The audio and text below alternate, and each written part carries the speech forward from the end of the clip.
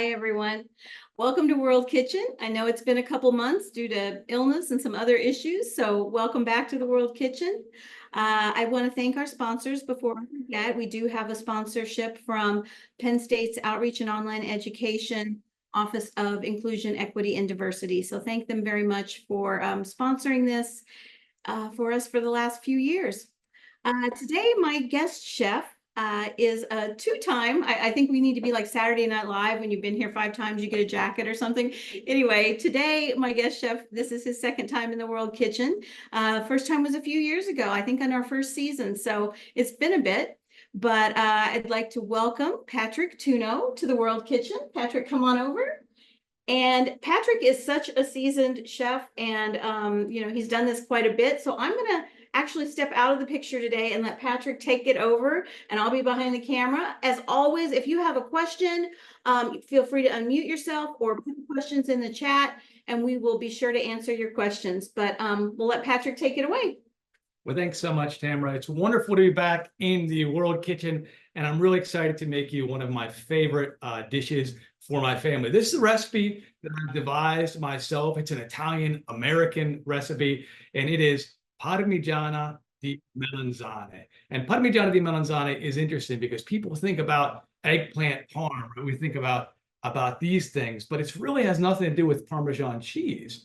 Parmigiana comes from layers. So we use layers of eggplants and we make a very special sauce with it. So I'm going to talk a bit about that and how we do that. And the sauce is wonderful because in the mung itself, you can use it as a pasta sauce for your favorite pasta, whether it's a filled pasta or whether it's even just some tagliatelle or something like that. So we'll talk about that. And we're going to round it off with just a delicious unexpected surprise that you could use as an appetizer to serve to your guests, to serve to your friends and your family, and that would be zucchini blossoms. You might be wondering, can I eat flowers? Yes, you can. In fact, broccoli that we eat is, you're eating the flower of the plant. If you let broccoli go with flowers, well, we eat the blossoms off of zucchini flowers, and they're just have a wonderful sweet flavor. And this time of year, they're really abundant and they cook quickly. And I think you're going to really enjoy them. So I show you how I do them. I think it's a bit different. And the take on the eggplant, I think you'll enjoy because it is perhaps a healthier take. It's not covered with egg and with a lot of breadcrumbs, right?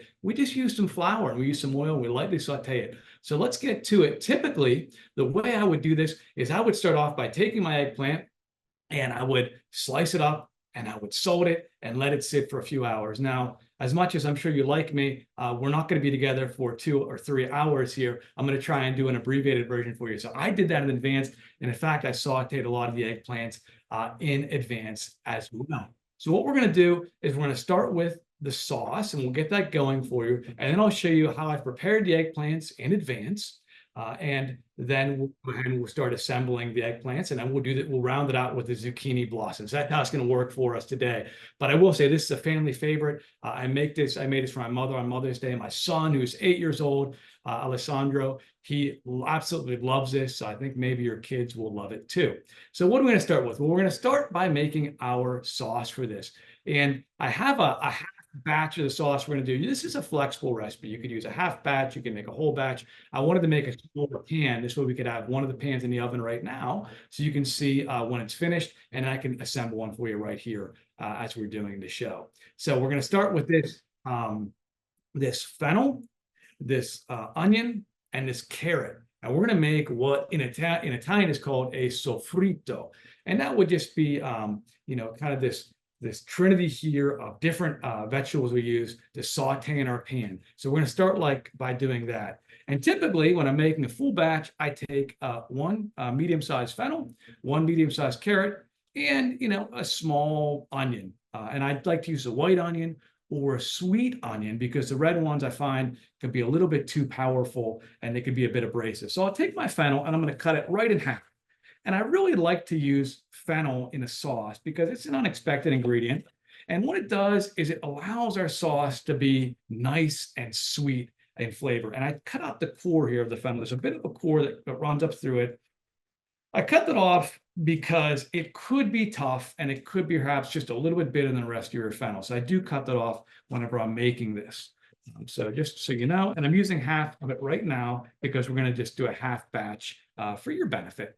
And then I'll use the onion. I'm going to use most of this, but not all of it. And I'm going to set that right over here.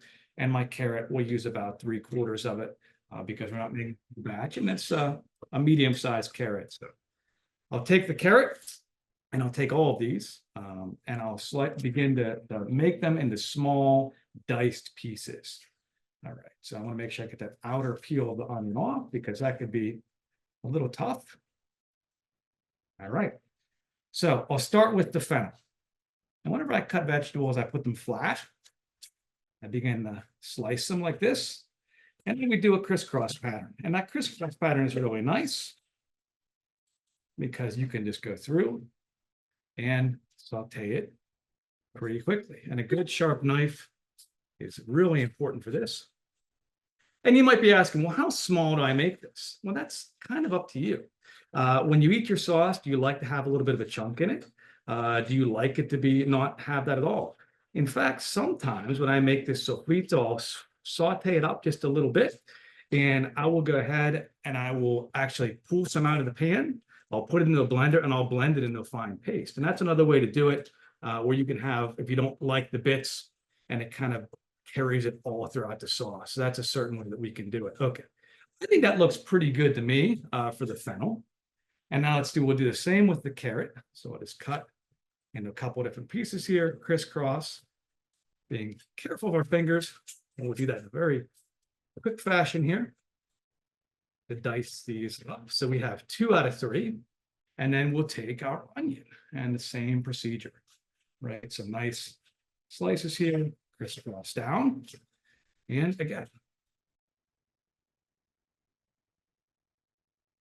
And this will form our basis of the sofrito that we're going to make in our pan. All right, there we go. And that's a bit rough, a little rustic, and that's okay. Particularly when you make the sauce, these will cook down nicely. And if you wish, you could always blend them up. So we're going to go over here now to the stove, and I'm going to take some olive oil, and I'm going to turn on this large pan here. Okay, and what we want is you want something like a medium heat. Medium heat is nice because you don't want to burn those vegetables, but we do want them to simmer nicely. So I'll take this, and typically what I do is I do 2 or 3 tablespoons of olive oil. This is going to be a sauce that we make with pork sausage, so you don't need a ton of it, but I start off with what I think is about a tablespoon or 2. The recipe, I think I have 3 because we're doing a double batch. Okay. Extra virgin olive oil is always nice. And you may ask me, sometimes I get a question, why extra virgin olive oil? What's the difference? Well, extra virgin olive oil is the first pressing when you press the olives. And so when you do a second pressing, you have to use chemicals to separate the skins from the olives. And so we don't want that in our food. I think it tastes a bit better as well. This happens to be California oil, which is fine. Italian olive oil is nice as well. Okay, so I'm going to just grab my vegetables here, and I'm going to bring them right over and slide them into the pan. Yeah, we don't need that bit of fennel. You want it to come along, but we don't need it. All right. So that will start to simmer really nicely. And what I like to do when I make my sofrito, I'll begin to stir it around in the pan. And I might turn up just a little bit because I want to hear a little bit of a simmer. There we go. And I take some salt and I salt the sofrito. And I think that salting the sofrito, one, it gives a good flavor, but also it draws water out of those vegetables. And when you draw water out of the vegetables, they cook a little more quickly, and I think they cook well. So I do that when I make this. And while I do that, I let this go for just a couple minutes. And then once I do that, I'm going to come in here with this pork sausage. Here we have here. And the recipe calls for about a half a pound if you're doing a full batch. So we can do a little bit less than that for this. And you might ask, why sweet Italian sausage? Could I use hot? You certainly could use hot. You could use whatever it is that you really like. But I like the sweet because it has some fat inside of it. It has some spices already in there, and it has some nice fennel seeds. And so I think that you have a really good undertones with the whole fennel that kind of provides a good base for the sauce. And then you have some pops of flavor that are a bit higher notes when you use this Italian sauce that has those seeds in it and different things. So that's really nice. So I'll Stir this around. And as this, typically I would let this go for, I don't know, 5 minutes or so. But since we're live here, it won't hurt to put it in now. So I'm going to drop it in now in the pan. All right. Set this aside.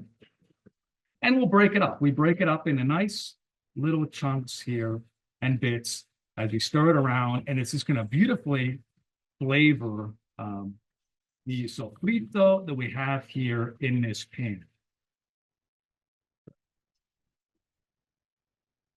And if you like pepper, you certainly could put pepper in as well. You could put some parsley in. Typically, basil, I like to wait a bit in the sauce because the flavor of basil, I find, can it's a bit overpowered. It's when it's cooked. So if it's fresh, the basil tends to resonate a bit more in the dish. I tend not to cook it quite as long if I'm using the basil. Basil is just so wonderfully fresh. Okay. So we can let that cook, and we'll let that go for just a couple minutes. And I may come back and give it a stir or two. I'm just going to turn it down. And while we're doing that, we'll take a look at our tomatoes and we'll talk about those. So here I have San Marzano tomatoes, and typically for this recipe, I would use 2 cans that are just like this. And you may ask, San Marzano tomatoes. Well, I like San Marzano tomatoes, really any good quality tomato, but sometimes you buy tomatoes that have, perhaps they're picked when they're green, perhaps they're not a great quality. San Marzano are grown on a volcanic soil in southern Italy, and they come out and they're in the beautiful Mediterranean sun.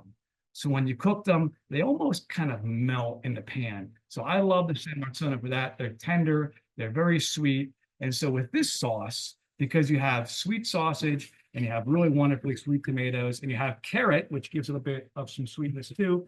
You don't need to put sugar. I know some people like to put sugar in the sauce. You don't need to do that here. It kind of takes care of itself. All right, so I'm gonna let that go just a little bit more. And I'd like to come over and I'd like to talk. Let's talk eggplant. So come on over, we'll talk eggplant, and then we'll come back and we'll take a look at the rest of this. So for the eggplants to make for this, as I mentioned, I typically would do this first. I'd let it go for a while, and then I would go back and make my sauce.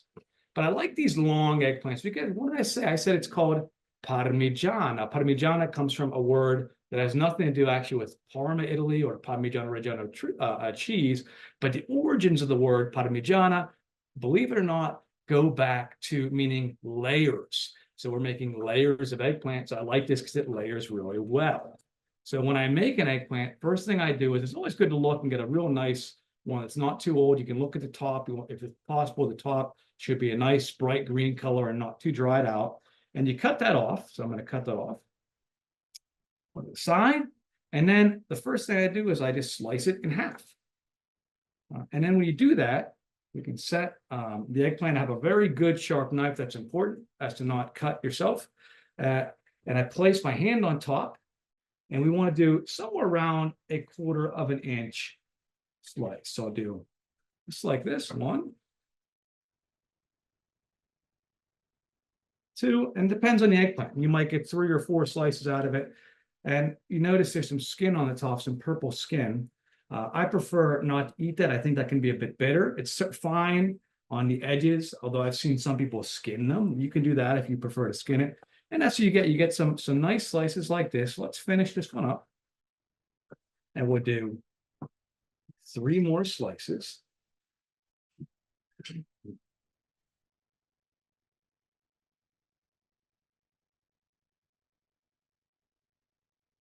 And this last little guy right here, you may look at it. Well, we could probably still slice off some of the top. We could use that. You don't need to throw it. You don't need to throw it away. Now, you may be wondering about the salting. When we salt the eggplant, it's important for 2 reasons. One is that the eggplant will cook a little bit more quickly. It's easier to work with. It gives it flavor. The other thing is eggplants could be a bit bitter. And when we salt them, it actually cuts some of that bitterness, and it makes that work really well. So what I do is I get my salt, and I just put a little sprinkling right on top as though I'm salting a steak, or I'm salting some vegetables, and I put them only on one side. So if I were going to do another layer on top, I'd put another layer of eggplant on top. The same thing, just salt just around.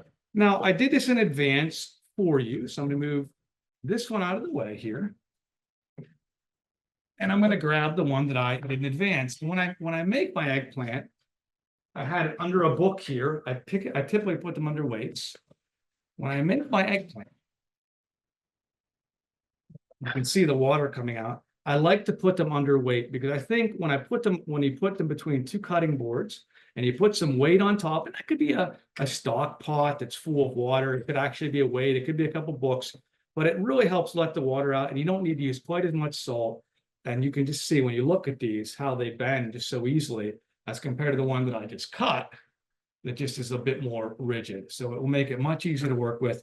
And because I'm not using so much salt, I don't rinse them off. I don't pat them dry. I keep them just like this. So let's come over and I'll bring this eggplant over to the stove and I'll continue to work on our sauce and then we'll get to our eggplant.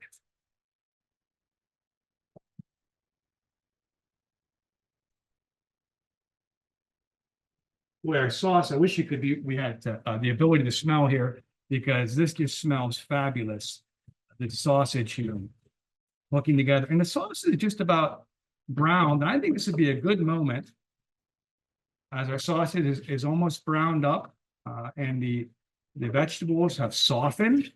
I'll take our tomatoes and 2 cups here for about half a batch, which would be one of those cans, and I'll pour them right into our saucepan. Okay. So we stir these around, you mix it quite well. And what I say about these tomatoes, I said, I love the San Marzano because you can see it's almost falling apart. But what I do is, if you don't mind a little bit of a rustic sauce, I take a potato masher. It's a really useful kitchen tool. And I simply press it down a little bit. Be careful of your shirt. I might have gotten some on me. I don't know. But you can see when you have these tender tomatoes, they just simply fall apart. Just like this. I press down a few times. And that's it. Look how absolutely beautiful this is turning out here. Made in this fashion. All right. So I'll set that aside. You could cover it if you wanted to. That way it'll keep the all the water from evaporating out. And we'll just let that continue to simmer around a medium low heat. All right, so now I'm going to move over here to this next pan. I think I just will move this one out of the way. It might be the easiest thing for me to do. Okay, I've got a rag right here and another one right here. Thank you. And I'll move this one out of the way so you can see a bit better the eggplant we're frying up. Okay, so I'm going to heat up this one. We'll do a switch here. All right, so that'll continue to simmer. Also the eggplant, medium heat when we fry them up. And when you fry up eggplant, it's good to use a vegetable oil. You could use an olive oil for it, but olive oil tends to have a bit of a lower smoke point. So when you put it in the pan with olive oil, it could burn, it could get a bit smoky, and olive oil is quite expensive. So I find vegetable oil works really well, but because I like to keep a bit of that sense of the olive oil when I do it, I will add just a little bit to my vegetable mixture. A nonstick pan works pretty well for this, but you're using oil, so you can get away. And you see you have a bit of that yellow coloring in there from the olive oil as well. So I take some flour, just regular flour. The only thing I wouldn't use when you're doing the flour is I wouldn't use a flour that's self-rising, because they put different chemicals and things in there. So I'll take this and I simply, because it's wet, right, from the water that came out from the salt, look, the flour sticks right to it. You don't need breadcrumbs, you don't need eggs. It has salt. It's a really beautiful eggplant. And we can just dip it in here and it'll start to simmer. So when you look at the pan, my pan is not simmering enough. So I want to raise it just a little bit here, a bit hotter. And you can see it starts to simmer, but it's not aggressively simmering. Some little bubbles, some things that I can manage. So I'll do another one. Again, pat it in the flour, shake a little bit of the excess off. And again, I just set it in this pan. All right, let's do another one. I think we have room for one more. And these are nice. These don't have a ton of big seeds. They do have big seeds. Sometimes I might take them out, but I don't think we need to do that because these are pretty good and manageable. And I'll put one more in here. And this is probably the most intensive part of making the eggplant, this eggplant bake. So this takes just a few minutes on each side. And you know when they're ready to come out, when they're a bit floppy, they bend easily and they're not quite so rigid. These are still a little rigid and they'll bend really easily. But also we want to look at them and see that they have a bit of a golden brown. We don't want them to burn. We don't want them to be too light. And you want to have them cooked through, because when we bake in the oven, we want this to really just kind of bring the ingredients together, but not necessarily cook. So you want to make sure eggplants fully cooked before you put in the oven. You can see how they're starting to come out. I like that to be a little browner, but you'll turn them frequently. And in 2 or 3 minutes, this will be done. And now it takes, 5 or 6 eggplants to make a big bake. So we won't do them all. I did some in advance for you. We'll turn them over here. Are there any questions from anyone as we're going through this? It could be a good time to take a look at those. Yeah, feel free to unmute yourself if you have questions, or you can put questions in the chat. Yeah, I have a quick question. This is Maria.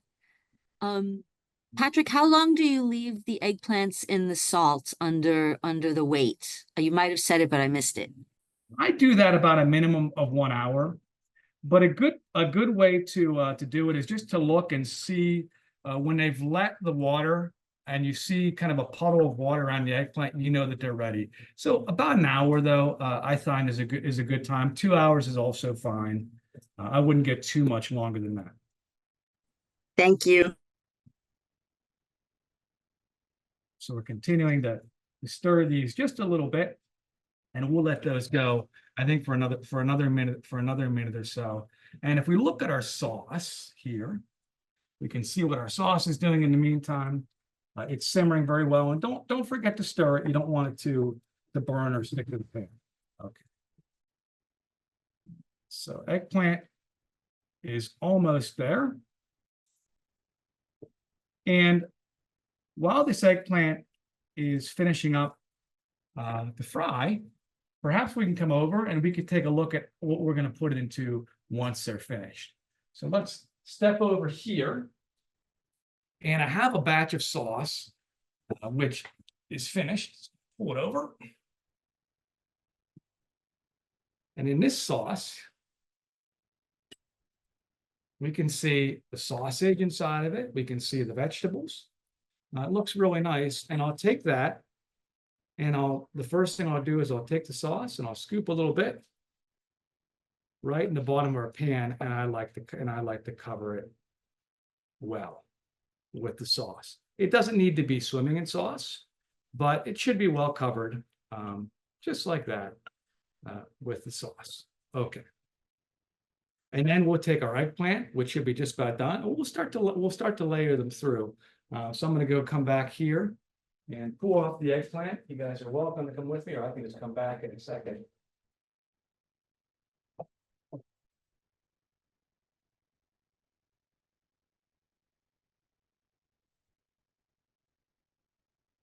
Okay, and this essentially is what we're going to get. We're going to get these beautiful eggplant slices that are just getting golden brown. And look how it's just kind of folding real easily. I could roll this up into a ball if I wanted to. And they could get a little bit more golden brown than that if you want, but we don't want burnt. When it's burnt, the taste isn't quite as good. So a little crispy or a little less crispy, either way works really nicely for this dish. Okay, so I'm going to go ahead and I'm going to turn this one off here. Right. And we're going to come to our plate of eggplant, which have been fried up, and we're going to start assembling this. So how do I like to do it? Well, we have that first layer of sauce, and then we'll go ahead and we'll start adding all of these beautiful eggplants, which can be done in advance. I did these in advance, and I layer them, right? So you put a few of them on top of the sauce here.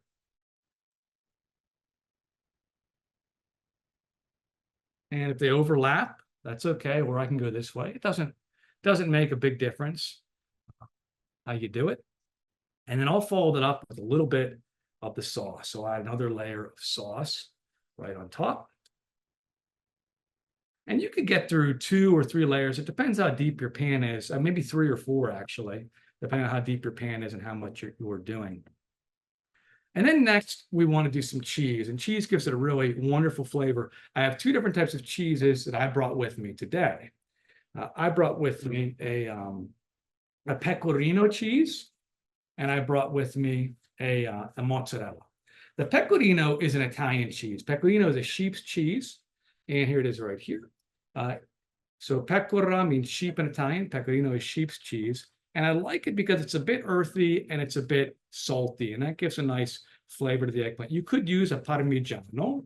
If you use the parmigiano, which comes from cow's milk, you could use that parmigiano. It kind of gives it a nutty flavor. It's a little different than a pecorino, but either one is fine. And then adding to that, I love to use some mozzarella because mozzarella is a nice creamy cheese. And mozzarella, you can use a domestic US mozzarella is completely fine. Or if you like those balls of mozzarella that happen to be in the in brine, those work out well too. And you can do as little or as much as you wish in this dish. I have some basil here that I grew in my garden. These are some beautiful large basil leaves. And what I do is I just rip them up and I put them throughout the dish. And that allows the basil, that flavor, that basil to kind of travel throughout it. And if you're going to add anything else, I like parsley also from my garden. So I take this parsley and I sprinkle it on top of the dish. Here we go. And we continue to do this. So let's do it. Let's do another layer or 2, and then we'll top it with some wonderful pecorino cheese at the end. So we can do the layers in the same way, or we could crisscross. So actually, I want to move this down so we have some layers that are crisscross because I did it the other way before. There's another one right here. Add another scoopful of our sauce. Boy, look at the colors in this. I absolutely love the colors of this dish. And what I like is it's light, right? It's not overly breaded, and it has a sausage, which makes it almost like a complete meal because you have meat and you have eggplant. I've seen people put a sheet of like lasagna pasta in between too. You can do that. There's so many variations to this, but I think this is a nice, simple way to make it. Now we'll take some more of our mozzarella cheese, sprinkle it right on top, and we'll do more of the pecorino cheese. Okay. Now I'll finish it off with one last layer of eggplant, and I think we need to go this way now. Okay. Beautiful. Look at that. That's just a wonderful, wonderful looking dish. And I'll do the last layer of the sauce on top, cover up the eggplant, and then we'll go ahead. And when we finish this, I like to finish with a layer of the pecorino cheese because it gives it a nice crust on top. And when I bake it, I have some foil on top for most of the time. In the last few minutes, I take it off, and this pecorino that we have on top, or parmigiano, will get a nice melted and have a bit of a crust on there, in theory.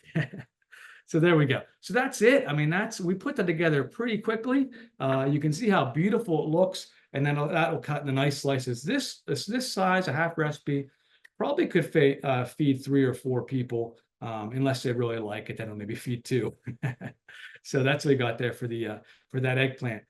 Next, I'm going to move on, and we're going to start talking about our zucchini blossoms and how we cook those zucchini blossoms. All right.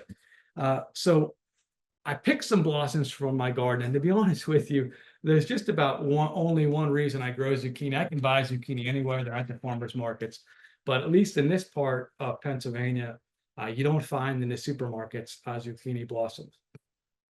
So they're just wonderful to use. I have some here that look really good. I picked these 2 this morning. There's 2 that look really good. And these can be saved about a day in advance. I picked some a few days ago because I was worried I might not have them. And you can see they've started to shrivel a little bit. They're okay. You can still eat them, but the fresher ones are certainly better. Okay. So we have a few of these. And here's the procedure to make them. Well, we need to clean them first. And if you're picking them from a garden, which is one great place to get them, you want to make sure that when you open them up, there's not bees inside. I've had that happen to me where I've been terrified because a bee leaps out at me as I go to get this thing. So just be careful about that. Not going to happen all the time, of course.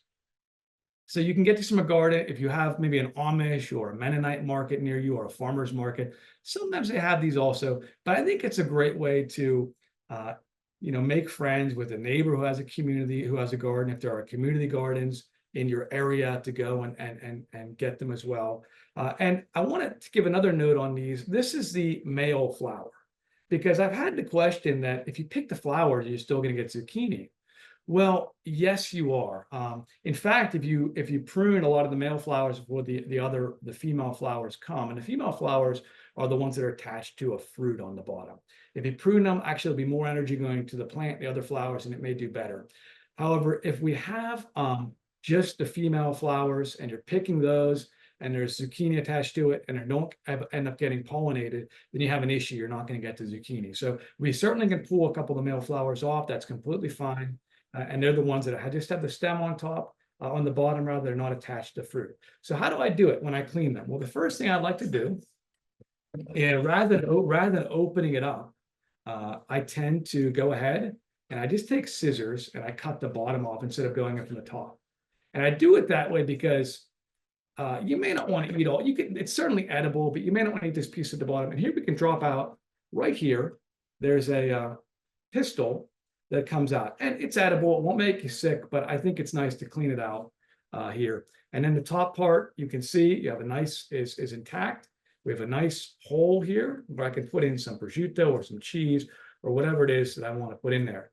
If they look like you had they have some dirt on them, you can dip them. I have a bowl of water here. We could dip them in a bowl of water, or you can rinse them off just to make sure that dirt gets out, and pat them dry on a paper towel. Right, that's it. Okay, so let's prepare another one or two like that. And the others that I have are a bit small, so I may not do them. I may just fry them and not stuff them. By the way, if you have these, there's other things you can do. They can work well in soups. I actually I'll cut off the bottom, I'll clean them, and I'll drop them and put them in pancakes, or I'll make zucchini cakes with grated zucchini, and I'll put some flowers in there, and they add a really nice, sweet, delicate flavor. So we've got one more here that looks pretty good too. So we'll do that one also. I'll let that pistil kind of fall right off there. And here we have it. Look at that. Look how beautiful that is. And you're really going to enjoy the flavor here. Okay, so what do we want to put in here? Well, you could put anything. I have some prosciutto. I like prosciutto because it has a salty flavor to it, and it's relatively rich. So we'll do some prosciutto, but you could do mortadella. You could do a rosemary ham. If you don't eat meat or you don't want to do that, you could just do a little bit of cheese, or you could fry them up without anything. But we're going to take them, and I'm going to take a little bit of this prosciutto, and I'll dice it up. And when I dice it up, that'll be easier to stuff it in there. You could do strips. Strips would be fine too. Okay.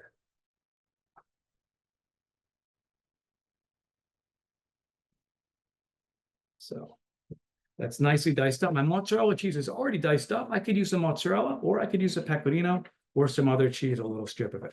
So let's see if I can get my finger in here enough to open this up from the bottom and get a little bit of prosciutto inside. There we go. Good. So it's a little delicate stuffing. It is a little delicate stuffing, and these are small. I started these zucchini from seed, and so they're a bit behind what some of my neighbors and other folks have, but I started them from seed, and you can see that's it. You just need to get it in there, and the bottom we can keep closed with the batter also. So let's do another one. I think I can do a little better than that. That's not bad. That would still taste delicious. And once you have the batter on, no one will know the difference. Okay, so we'll put a little bit of the prosciutto in here. Okay, there we go. Keep that flour closed.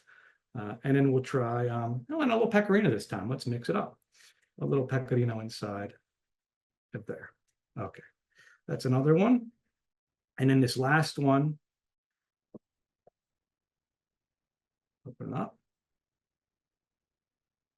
And let's do just a little prosciutto there. Let's say that someone doesn't like cheese. So we would do one with just some prosciutto inside. Okay, perfect. Well, what do we batter them in? You could simply, if they're a little wet, drop them in some flour and put them in your pan, and that would be okay. But what I like to do is I like to use just a little bit of flour. Move my prosciutto out of the way here, and we could maybe snack on that later. I like to use a bit of flour and a bit of sparkling water. You can hear that sparkle as I open it, and I've released that. And I like the sparkling water because what sparkling water does is sparkling water has bubbles. Look at those bubbles rising in here as we do it. See that? And I'll pour it in there because it makes the batter lighter, and light batter is really, really nice. So I'll just stir it vigorously. And you may say, how much? Well, I gave you some proportions on the recipe, but honestly, you kind of want a bit of a runny pancake batter consistency. So we can just keep doing it, and little by little, you don't want to put too much in at first, until we get that consistency and we don't have the lumps. Stir it, we do it like this, get it even better. I've seen people use beer before when they make this batter because you have the same idea with the bubbles. That looks pretty good to me. You can see how it's kind of falling off the fork here. Runs right off.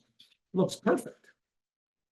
All right, now we've got a pan prepared here with some nice warm oil. So we're going to come over here and we're going to take a look at how these fry up. This could be olive oil, or this could be the cooking oil. I'm not as worried about using olive oil for these because when you make the zucchini flowers, they're not cooking very long. They cook very, very quickly. All right, so I've got one here with a little prosciutto and cheese, and I'm just going to take it right here and I'm going to drop it in this batter once or twice, not too much, and drop it right into that pan. I got another one here, kind of jumped into my bowl unannounced. That's fine. I'll drop it in there as well. You can see how they're frying in here. And I got another one.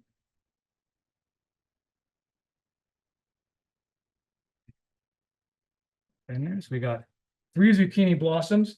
And because I got a couple others in my container here, we'll take a look at those too. Because why waste good zucchini flowers, right? So I'll wipe up my hands from the batter. This does get a little messy. Once again, I'll do the same procedure. I'll cut it off, and maybe we just want to try one without anything stuffed in it. They're actually quite delicious that way too. So I'll drop one here. And there you go, right in the pan. All right, I'm going to get a fork, and we're going to start to turn these. So let's turn it over. And this is a medium-high heat. And look, it's nearly almost done. What you want is you don't want to have any wet batter, and you want to have it be a golden brown, right? We're getting close to that. So we'll do this for just another minute or two. And these are unique. These are done. You could see how quickly I made all of these right here in just a couple minutes. They're delicious. They're sweet. There's a variety of different things you can put in them.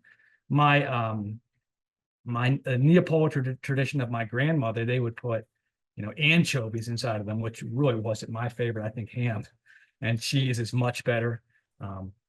And when you make them, I put a little salt on top. I put them on a paper towel to drain a bit of the grease, like we did with the egg, like we should do with the eggplant too, because you don't want all that grease on there. And these are just about there. So we'll give them another turn or two. And the cheese will be melty inside.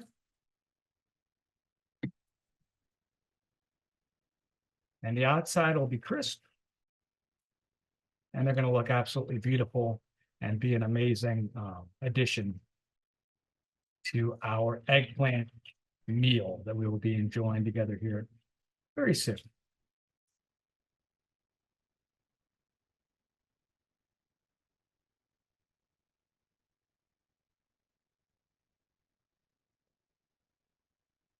I think I mentioned the heat, kind of a medium high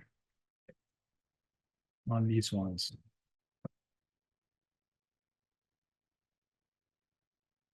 Oh, and when you cook that eggplant, which we have one coming out in just a minute here.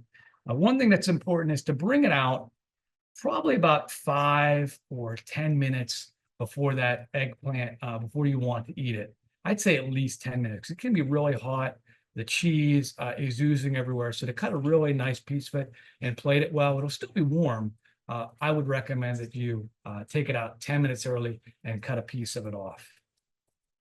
And I think we're there with these blossoms. So I'm going to remove them from the pan. Look at that. Look how wonderful. I'm going to set them on a paper towel. And we're ready to go. You'll find these in the most sophisticated restaurants in Italy. You'll find them in the humblest trattoria that you might see in a little village where locals go to eat. And you'll find them hopefully in many houses in your neighborhood soon, and you can enjoy these also. I'm going to take one, and I think we'll cut one open as well, so you can see kind of what is inside of these blossoms and what it looks like on the inside.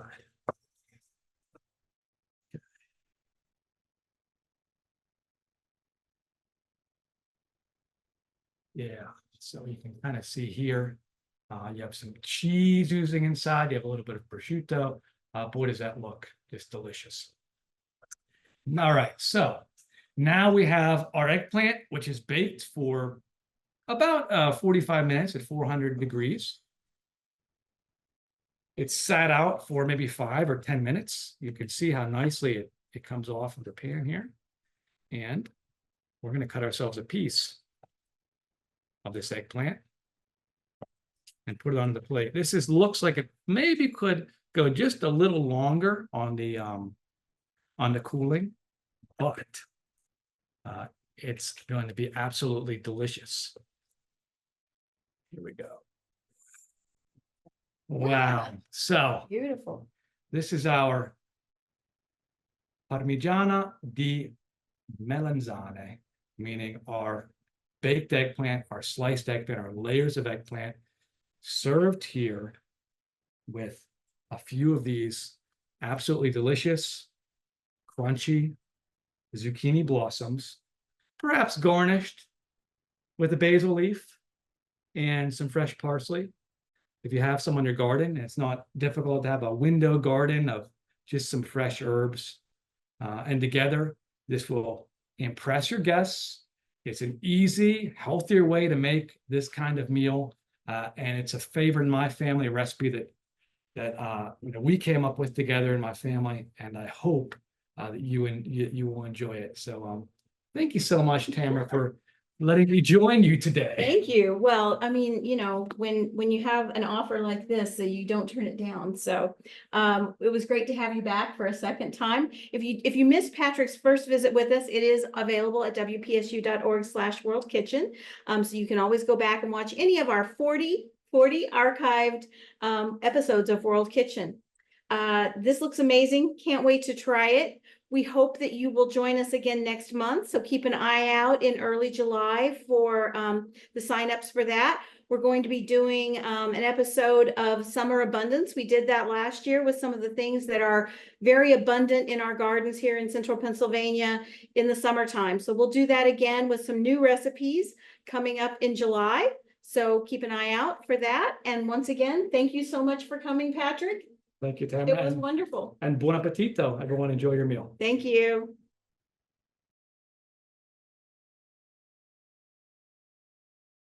Videos like this are made possible by support from viewers like you. If you enjoyed this video, visit WPSU.org to become a member today and help us create more content like this.